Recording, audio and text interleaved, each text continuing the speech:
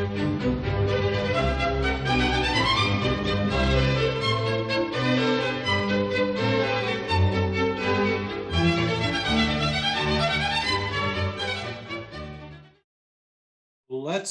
introduce our speaker today, Brian Flagg, a longtime worker and organizer at Casa Maria. He was elected to the South Tucson City Council in 2022, along with two other progressive members. Brian will speak about the mission and work of Casa Maria and how it has informed his community building and activism and his agenda as a new member of the council. Casa Maria's mission, as part of the lay Catholic worker movement founded in 1933 in New York City by Dorothy Day and Peter Murian, is to practice daily the love and compassion of Jesus and to implement the teachings of his gospel and the social doctrine of our church. The Sermon on the Mount and the call to solidarity with the poor are the heart of these teachings. As Casa Maria, our Catholic workers are devoted to acts of mercy, feeding and clothing those in need, visiting the ill, etc., voluntary poverty, and the search for justice for the poor. In each action, they use their faith and they try to revive the faith in those who have lost it, making them understand that Christ has never left their lives. As a part of our mission, we seek new and creative ways to organize and let the talent of each one of our volunteer Catholic workers be destined to achieve spiritual and economical transformation of our community. Let's give a warm welcome from Democrats of Greater Tucson for Brian Flagg. Right on. Thanks to the Democrats of Greater Tucson for inviting me. I consider it a big honor. I don't know how many times I've been to the DGT meetings when they were over there at the Chinese restaurant over there by the Santa Cruz River. And that was really a good thing. I thought highly of how you all did that. And I don't know, it'd be better in person somewhere like that than on the Zoom. But anyways, let's see. So I'll tell you a little bit about me. I grew up in Los Angeles, and I went to a bunch of different colleges. Like I grew up like as a pagan, but I ended up going to Catholic high school in East LA to play football because I was this big and a jock when I was like in 8th grade. So I went to a bunch of different colleges, and when I was about 22, I'd either get straight A's or I'd flunk out. And when I was about 22, I had this religious experience and I became a born-again Christian. And it was really good for me. And I ended up going to this born-again college that I graduated with a degree in sociology. And we formed the first Evangelicals for Social Action chapter in Orange County at the time. But I went to this real right-wing Christian college called Biola. And me and a few other people would go to protests in LA, like they would be anti-nuclear and whatnot. And everybody would be passing out their stuff. And I always thought it was really cool that this one group passed out this newspaper called the Catholic Agitator.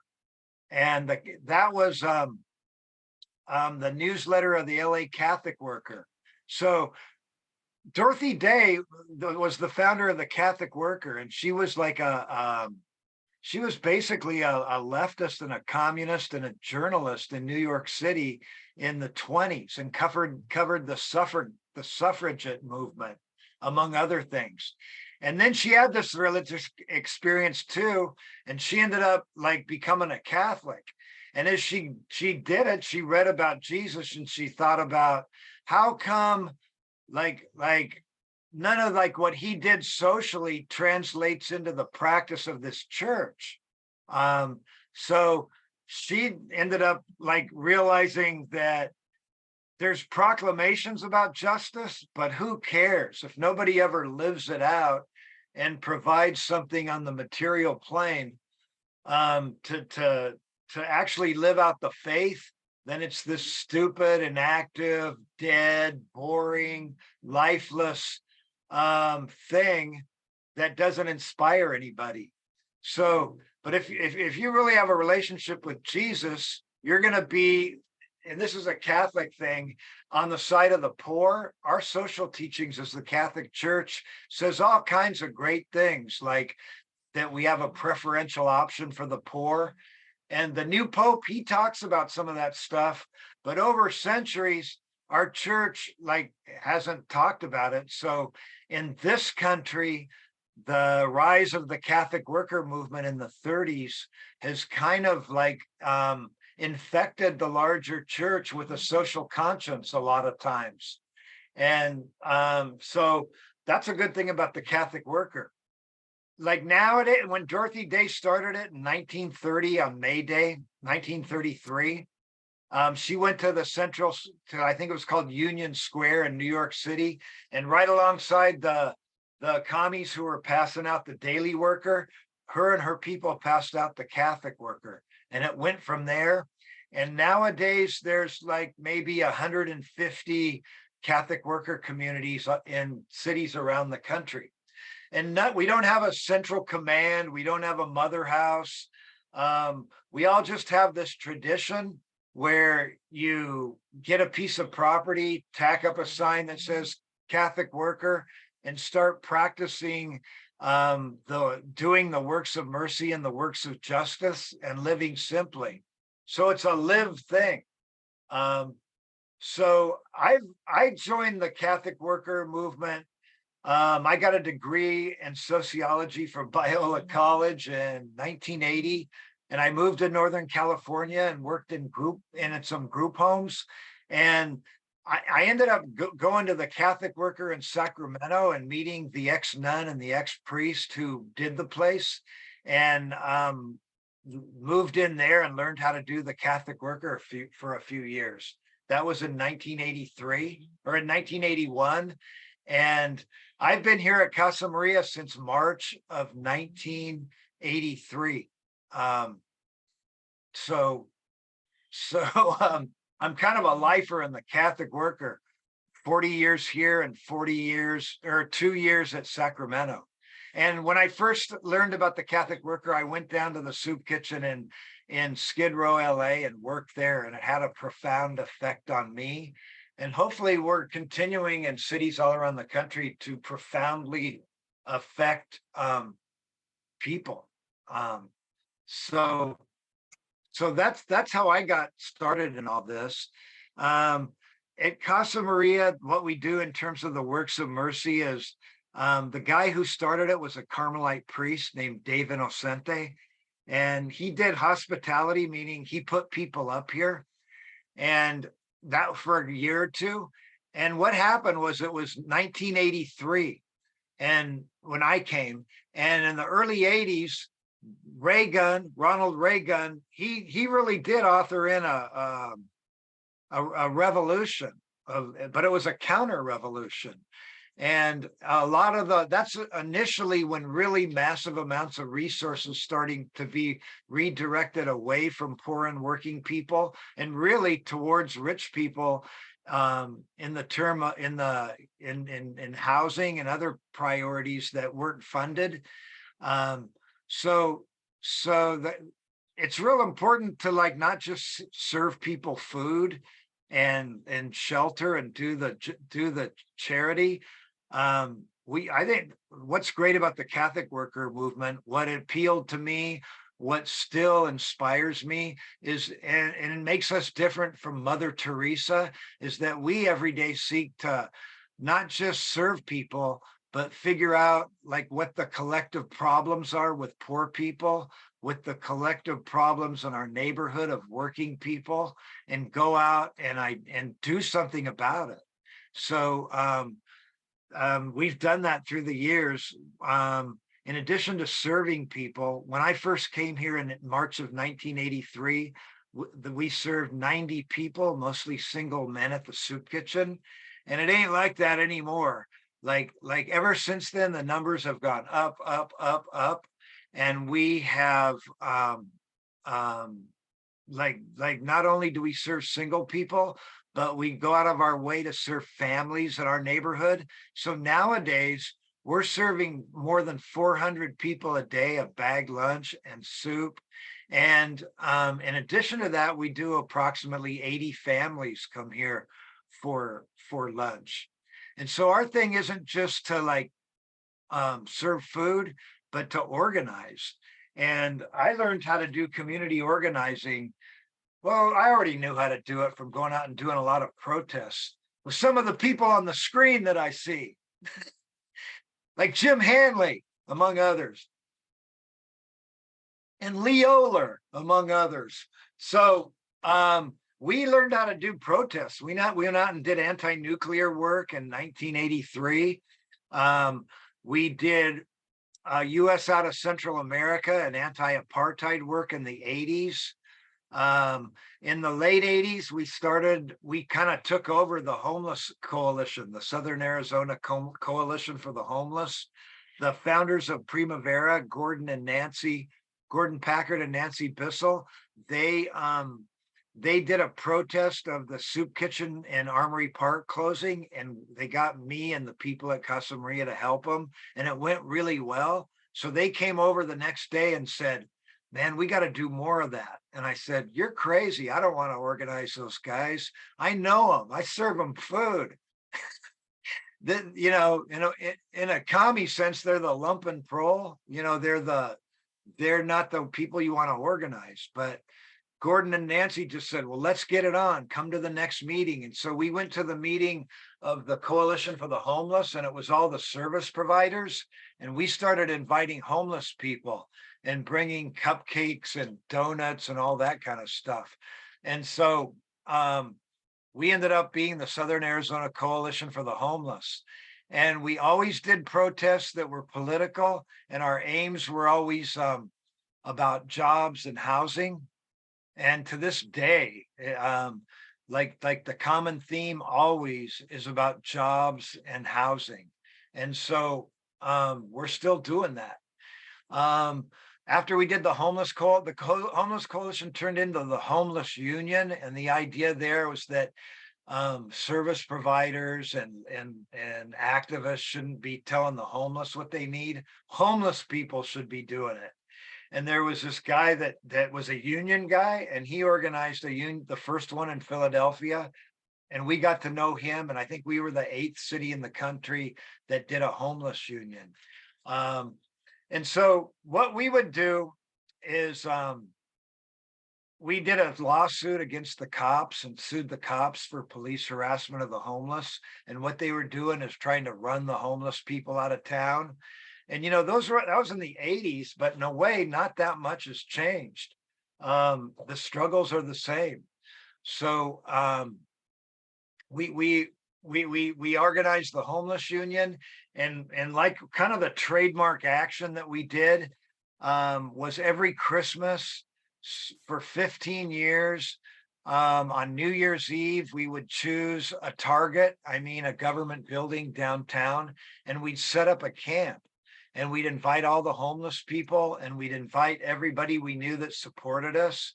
And people would come and bring turkeys and hams and everything else. They donate sleeping bags. We'd set up generators and have bands play, and we'd have a big party every Christmas Eve. And it was a real joyous occasion.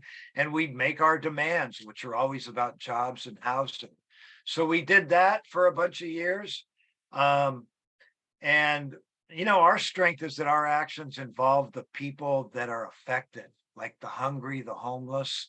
And nowadays, like lower income people in our neighborhood that are being, because of like a lack of affordable housing, being forced out. So, our target's a little bit different, like the target of who we're organizing is different, but the base of everything remains the same. So at some point, what happened to us was we had more and more and more families come. And we used to have more families come, especially before the pandemic. And so how do we organize them? And so what we did was we always have worked, well, we always worked the church, but I became like a Catholic.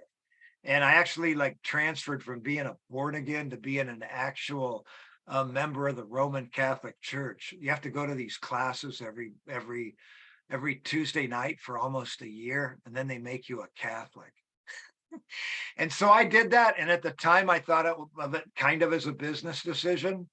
But yeah, I don't think about it anymore. I really am a Catholic and enjoy the church with all of the terrible things that's attached to it. There's also a rich history of the social teachings. There's liberation theology that's really, and there's the church that's been prophetic and around the world. And then there's the Catholic worker movement in this country that has been real active about social justice for 90 years now. So so when we saw these families, it's like, how do we organize them? And I started going to Santa Cruz Church. I became a Catholic at the San Javier Mission, and the Franciscans were a little more open-minded than the Carmelites at my church, Santa Cruz. But that's my church. That's my barrio church. That's the church in this neighborhood. And so I have access to all kinds of people from being an active person in the church over 30 years or something. So we started like working with Pima County Interfaith. And I think that the teachings on how to organize are absolutely brilliant, and they're disciplined, and they're real organized, and they can really teach you how to organize. And they teach about power, which is really important. And they say you can't just be like a few like activists on the street yelling and screaming. You have to organize, and you have to organize among mainstream people. And then they tell you how to do it. But my beef with them is like they would accumulate power. And on any given day when we did a big action, it would look really, really good. We'd have hundreds of people. It would be real organized. But there was no politics to it. And the power was kind of fictional. And the power was like they could have done really a lot with power, but they didn't do it. So being from this neighborhood, that's the city of South Tucson, basically, at that time, the average family income of South Tucson was $15,000 a year. It's gone up since to $18,000 a year and even more now. But like my neighborhood's poor, my neighborhood's being gentrified, and I don't have the luxury of being a really good organizer and then not using the power that's been accumulated, both in my neighborhood, in my church, and in my institutions, and in the larger South Side, and in the larger metropolitan area.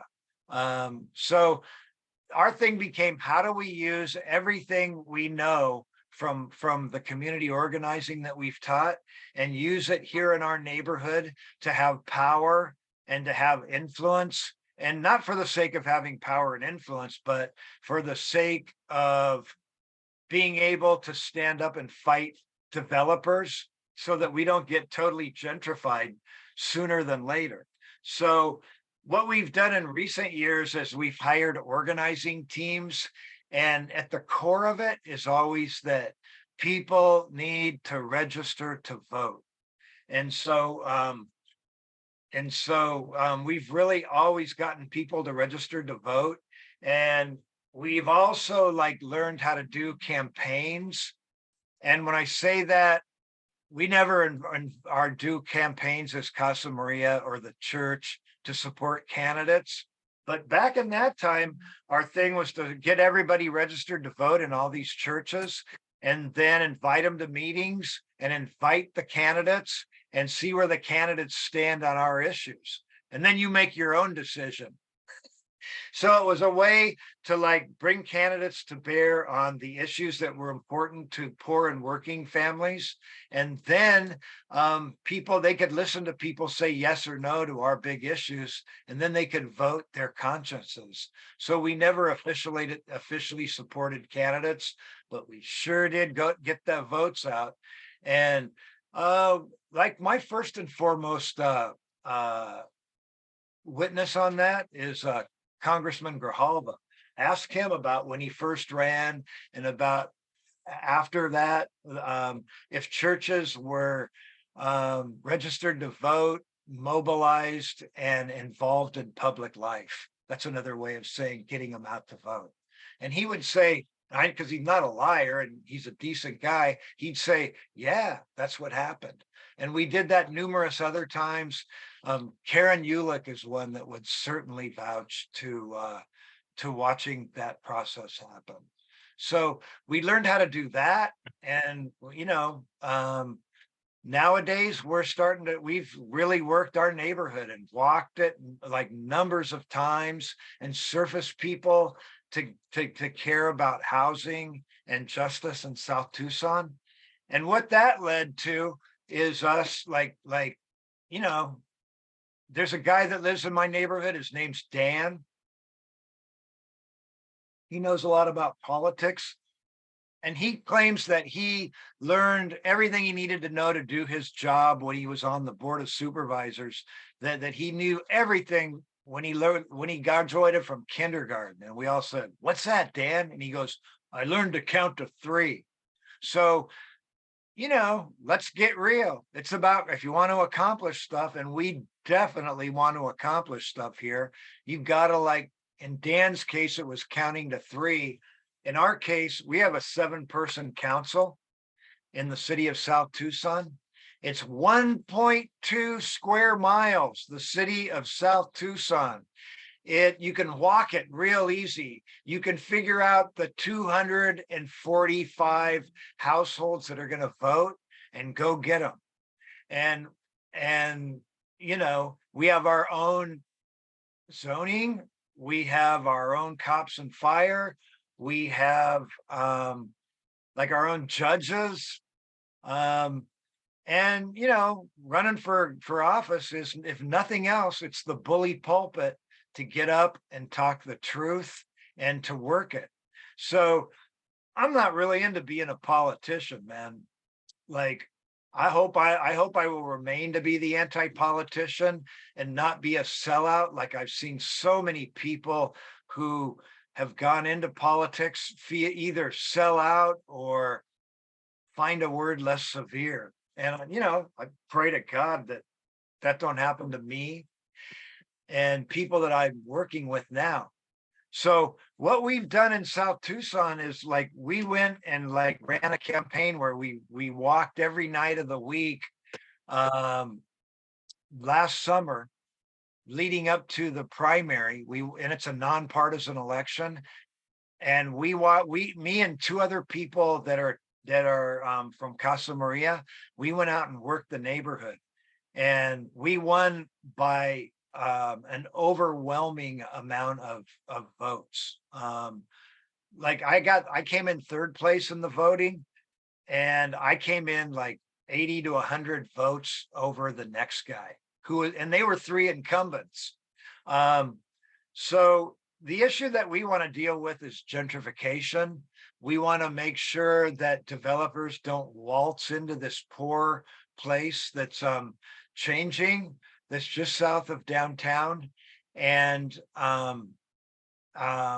if developers are going to come in here and do developments that ultimately displace poor people, and it's happening, then we have a perch, and that's as council people to raise hell with developers and make it hard for them and make them do things that's going to mitigate the gentrification or make their life difficult. So we're not doing it as 3 people on a city council or to get 4 votes. We're doing it by appealing to everybody that we know to come out and support us. And so when we did this great big meeting with hundreds of people on May Day to celebrate 90 years of the Catholic worker movement and 40 years of Casa Maria, we walked virtually every house in South Tucson in 1.2 square miles and invited them to come. And a bunch of people came. It was really cool. So it was a real good mix of people. So that's what we're doing in Tucson. I'd like to just say two things that inform our struggle here. One is there was a really good article in the paper the other day about, it was in the Saturday paper, and it was called Cities Reviving Downtowns. And it was about government entities. And here in Tucson, that would be Democrats. If it was in South Tucson, it would be Democrats. If it was Pima County government, it would be Democrats. Reviving downtown. Well, they talked about in there how governments really can revive or revitalize, or another word for it is gentrify downtowns. And my thing is that gentrification is caused by not just by developers with a lot of money, it's also caused by local jurisdictions. And through series and levels of decisions that are made, zoning and otherwise, like the skids are paid for developers to come in and engineer a different looking downtown or a different looking South Tucson. And the poorer people are displaced when that happens historically. And so the way they've done it in the city of Tucson is that one major way they've done it is they do tax incentives. And these tax incentives are done in a downtown business district. It's kind of like a revitalization or a gentrification zone. And so they make these zones, and then you can apply for a tax break, and you don't have to pay taxes for, if you're awarded this, you don't have to pay taxes for 8 years, and because the city ends up owning it for you for 8 years, but you get to develop it. And so that's a way that government steps in and does like planning, does social planning, does social engineering, and does it at the behest and the profit of developers and against the poorer people who are kicked out. And nowadays, like the most expensive place in the whole city of Tucson to rent or own is downtown. And my thought would be what we need to do is do incentives in reverse, because if you talk to developers, and the city always fronts them on their committees and stuff, the developers say, I really care about housing, and they're housing builders, and they do care about housing, but I can't do nothing about this housing crisis. Because if you want me to build affordable housing, I can't, because it doesn't pencil out. And so I think government's a good thing. I want everybody to register, and I don't want them to register Republican. I want them to register Democrat, to be honest. I'm a Democrat, and that's the key to power. And like Democrats need to elect progressive Democrats that won't jump when the developers tell them how to jump. And then they won't say, how high, when the developers tell them how high they should jump. We need to use government. We need to use zoning. We need to use all the tools that governments have, because government is a good thing. And I would submit to you that government is the only thing that stands between unbridled capitalism and poor and working people. So government's a good thing. People need to be registered to vote, and people need to jump in there and do the opposite of they're called GPLETs, these tax incentives that go to rich developers and in effect displace more poorer people. So that's the vision that we have as council people, to like bring good government that responds to the people on the bottom and the working people and not the developers.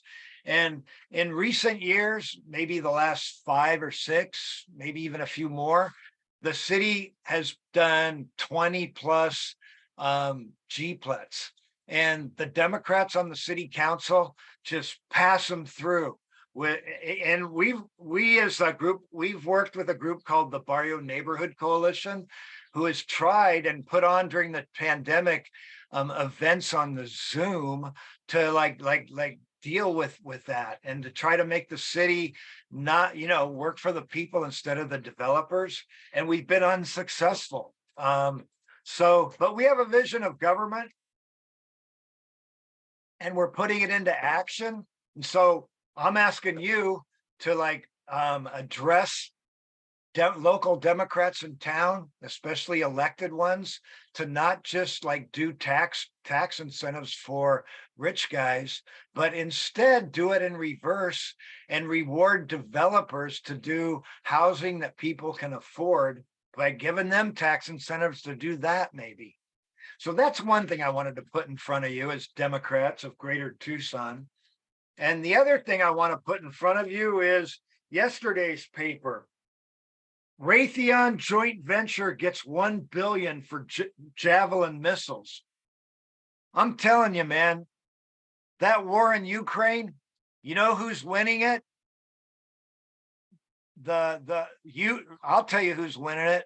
Raytheon, Lockheed Martin, Boeing, et cetera, et cetera. And from a moral point of view, it's a crime. All you hear about is more ammunition, more Javelin missiles, more this, that, and the other thing. War, war, war. And nobody is talking. What Joe Biden and everybody needs to do is demand that peace talks happen now, and that instead of endless amounts of money for war, that money gets redirected into human needs. And it would be jobs, just like we've always screamed and yelled, it would be jobs and housing. So the local developers, incentivizing them to do the right thing, maybe they'd make less profits, but hell, what are Democrats and government good for? And I put myself in there because I'm a city councilman and a Democrat. And somebody who's really, really, really sees the solution as getting everybody to vote, and of course, make an informed vote. So that's, let's see. So yeah, I think that on a big level, we have to be concerned about that too, and demand that our taxpayer dollars go into Raytheon, et cetera, not winning the war, but instead trying to do peace and redirecting those funds. So I guess, Brian, would you like to answer some questions? Sure. Okay. I used to work for the city of Tucson as an attorney for a decade or so.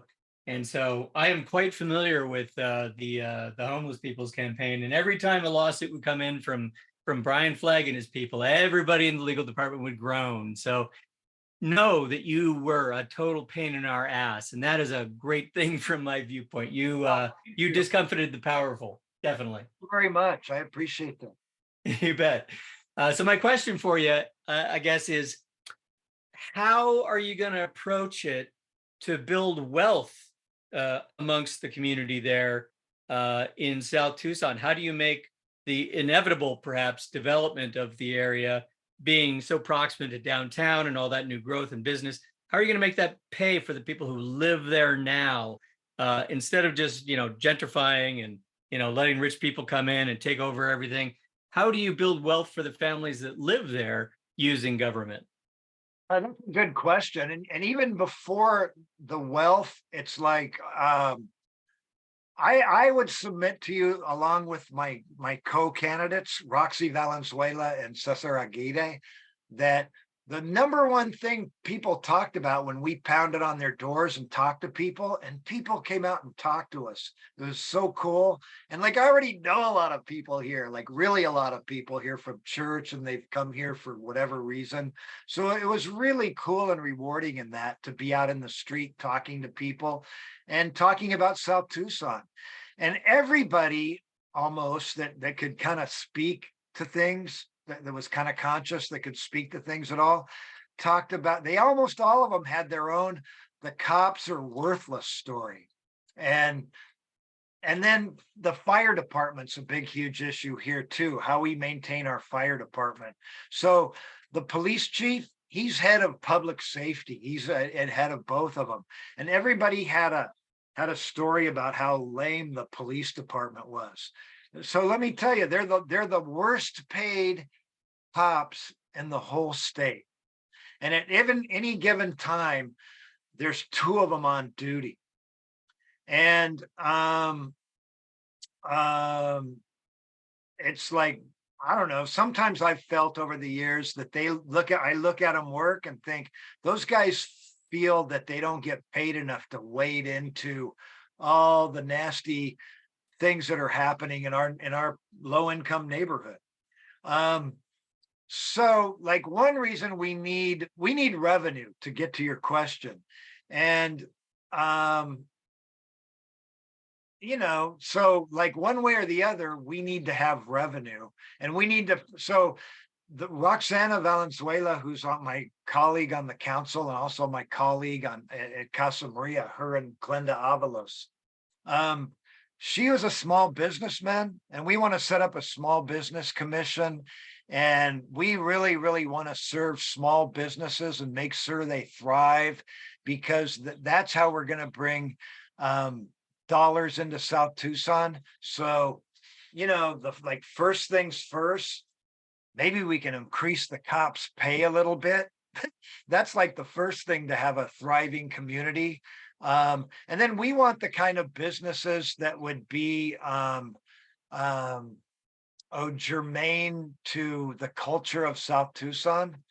And South Tucson, what gentrification really affects the culture. And South Tucson ain't nothing if it's not this rich cultural place. The first time I ever walked in here 40 years ago, it was like, damn, this must be like something like what Mexico's like. And it really is, it's really special. And that's going to change though. And so in order to keep it thriving, we do need revenue, and we are going to really work to try to like bring small businesses in here and make them thrive, and make them the kind of businesses that are compatible with the culture. And that would be the difference between a Raspado store, like a snow cone store, and a Starbucks type thing. So, but yeah, that's a thorny question. If how are we going to come up with the revenue? But we're gonna die trying. Let me ask a little follow-up here. Do you Yeah. know what percentage of people who are residents there in South Tucson are renting as opposed to owning their property? A few years ago, it was 80%, and that might have dropped 5% or something like that. But roughly between 70 and 80, I would say. Are renters? Yeah. Uh-huh.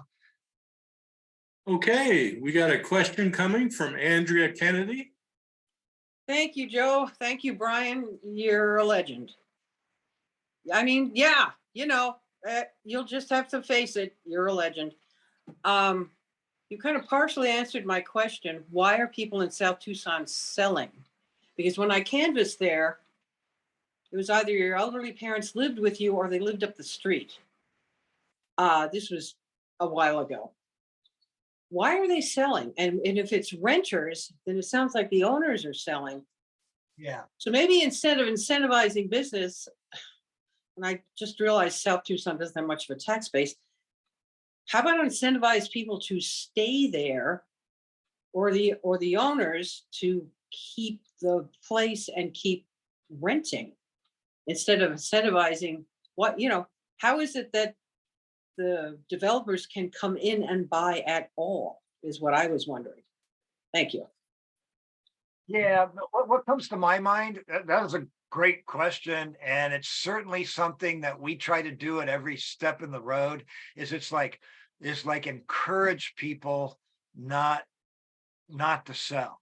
But if you're like people here are poor and like the money waved in front of you, like it's a powerful thing to try to refuse a whole bunch of money in your face that's going to come at you today, tomorrow. And one of the things we've used to like talk to people, to engage people is this line.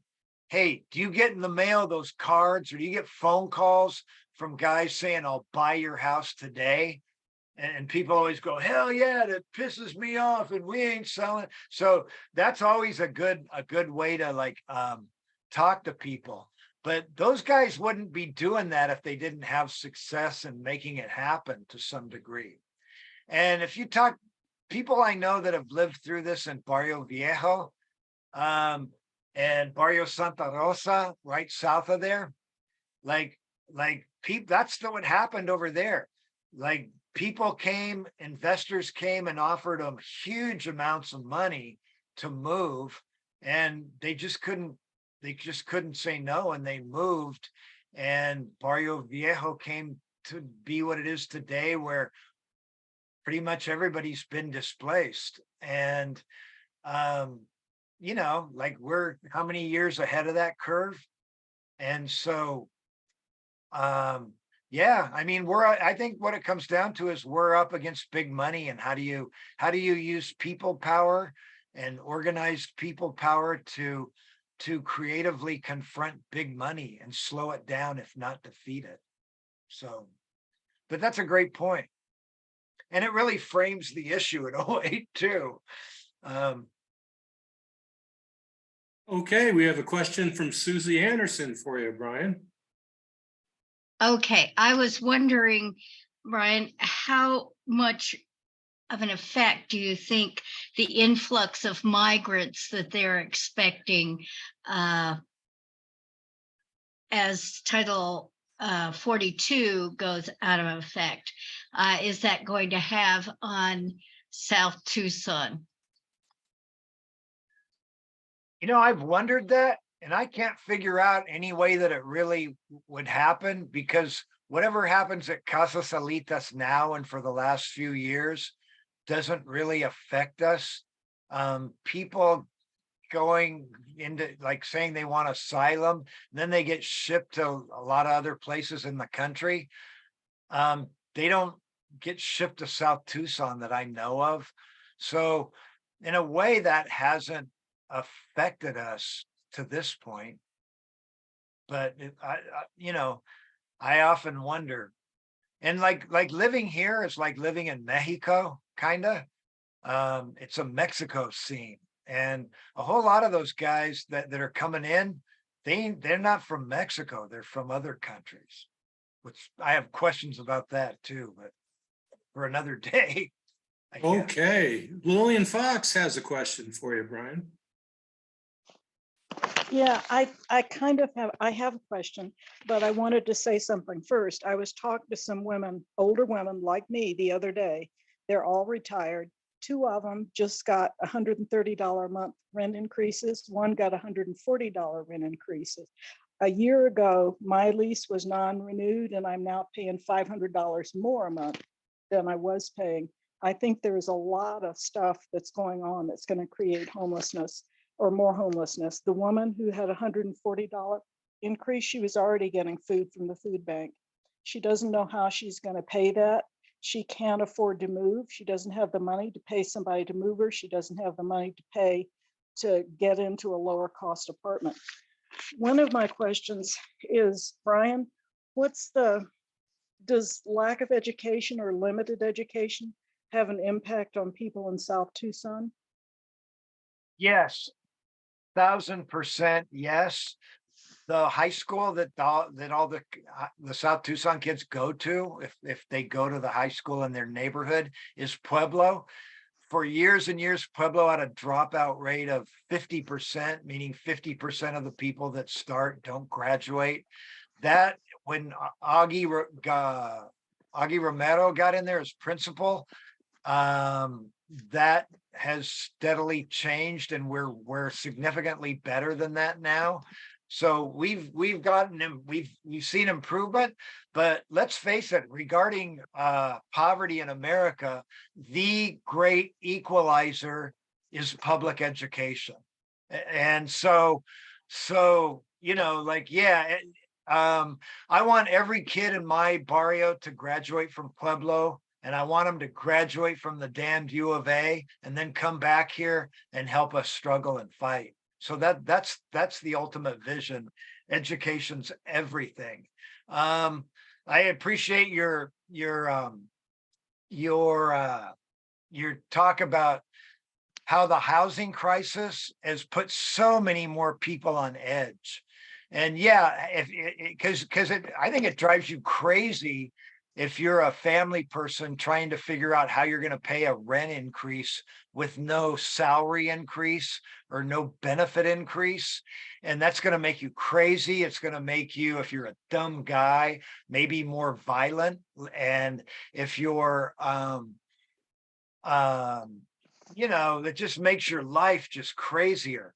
And so I've heard this one commentary that said that the gentrification crisis has morphed into the housing crisis. And so the solution is more housing that people can afford. But when Democrats, when they talk, a lot of times they talk about building housing of all different income levels. There's a group called the Yimbys that came out of California. Yes, in my neighborhood. Yes, in my backyard. And so they believe in housing built on all these income levels. And housing activists like myself say, no. What needs to happen is that housing needs to be built for poor people on the bottom. And to the extent that housing is not built addressing that population, you're going to have people camped out all over this city and all over Phoenix and all over LA and San Diego and everywhere in between, because that demographic or that level on the housing chain is not being served. So you can say housing, but there needs to be things done to build housing that poor people now can afford. And government's the one that needs to step in and do that. And you have to be aggressive, and you have to to be honest, I'll be real straight with you. What you need to do is not care if developers are going to fund your next damn campaign, and do the right thing. And almost every Democrat I know isn't stupid. Every Democratic elected official. It's been really what it comes down to is being able to refuse the money of developers so that you can advocate for housing that is going to deal with this homeless epidemic. And let me tell you this, one time Steve Kozachek talked about how in a council meeting, 30% of the calls into my office are about homeless. And Ward 3 chimed up and went, well, ours is more like 70%. And so what I've understood is even out in Ward 2, all over the city, like the complaints coming into those council offices are about homelessness. And unless you address the poorest people on the bottom rung of the housing chain, you ain't going to do nothing about it. You can pound your chest and say, look what I've done for housing and homeless, but it's kind of fake if you're not going to take on developers and the money they use to fund your campaign to actually go to funding housing on that lowest level. Well, I'll tell you, some of those women that I talked about, they're going to end up homeless. The woman with the $140 rent increase, Yes. she's 2 inches from being on the street. And that takes a toll, like both physically, but mentally and spiritually and emotionally. How can that not drive you crazy or drive you to drink or fentanyl? Because Yeah, it's we, Yeah. plentiful. let's kind of move forward here. Thank you, Lillian. George Beverly has a question. Thank you for your presentation. It was really awesome. My first comment is I look at gentrification as the new redlining. It does a way to get the urban people outside and disperse them. The first question is, and Miss Susie kind of touched on it, how is your organization helping the immigrants that's coming into our community? And the second question is what can we as an organization and other organizations do at the city council meetings and the super board council meetings can go and say to support them in the efforts in which you're trying to do? Great. I like the new redlining thing. That was great. Like historically, immigration was always an issue here because it was like Mexicans and Guatemalans and Hondurans and Salvadorans, but it's like they're less going through Casa Salitas now, and so it just doesn't come and impinge on our daily life here in South Tucson the way it used to. The immigration issue.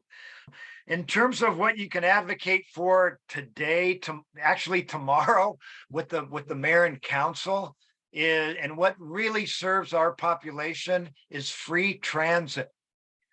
And as South Tucson, what we want to do, we have one of 9 votes on the RTA board. And so my vision is that whatever kind of little stupid amounts of money they put towards us to do things that are kind of not that significant, I want to take our RTA money and put it into free transit, and kind of challenge Bobby Robbins at the U of A to do the same thing. So free transit is really important, and that would be something that the mayor and council that's right in front of them. They're going to talk about it tomorrow. And so how do you serve the population that I'm talking about, that we serve? Free transit is the issue. And there needs to be money put in there, not just for keep the bus free. They should not cut the bus routes. And the other thing is, I'll acknowledge that when it's free and it's 120 and you're a poor, messed up, mentally ill person, it might be inviting to get on the bus and ride around on it all day, and maybe you'll even act stupid. So security measures for the bus drivers is something that could be and should be dealt with also. And last time I heard, a few months ago, they had one kind of guy that was a security guy riding on all the lines. Well, that could be increased by 20 by lots, in order to get more people on the bus and deal with the security of the bus riders. And that's an issue that the Teamsters have voiced. But the Teamsters aren't against free transit based on that as of right now, today, if I'm not mistaken. Okay, Mike Bryan, what do you have for Brian? Yeah, actually, this leads right into a question by James Hanley in the chat. He wants to know, how did you organize the Bus Riders Union and why did you do that? Well, if you're here at Casa Maria serving homeless and real poor people every single day, their transportation needs are everything. So it's like we started, that's like a population that's right in front of us, and we should organize them, and we did it. And we also think that climate change is this huge issue, and that the bus thing and climate change are totally wedded, and people need to find alternative modes of transportation. So it's a poor people issue, but it's a save the planet issue. And one thing that in our running for office that we want to do is we hope to encourage other people, younger people, to be registered to vote first and foremost, be involved in politics, and then to hell with all of us old people. They need to run and they need to give voice. And climate change seems to me like it's their issue more than anything. And so keeping the bus system vibrant and healthy is something really important. And hopefully it's a way to reach out with younger people, get them involved in the political process, get them to register to vote, get them to be Democrats, and get them to be progressive and to run for office as Democrats, because you can't really run as anything else and have it make a difference, right? Absolutely. Well, Brian, we about run out of time, but in the chat room, there's at least one chat that if you'd like to help Casa Maria, you can make a donation, you can drive by with food and water. Brian, we so appreciate your passion and all you do for the needy, the homeless in our community. So let's give Brian a big round of applause. Well, I'd like to thank you because we couldn't do it, just me and whoever's here right now. We need Tucsonans to continue to be generous, to give us money, to give us food, to come in and labor with us, and to be creative and envision like a new society within the shell of the old, where there's justice and not a whole bunch of people living like animals on the streets of our city. So thank you to everybody here for all your support. Great. Very welcome. Very welcome. Well, join us next week. We have the new executive director of the League of Women Voters. And as a twist, he's not a woman. So let's look forward to that and have a great week. Really appreciate all you do.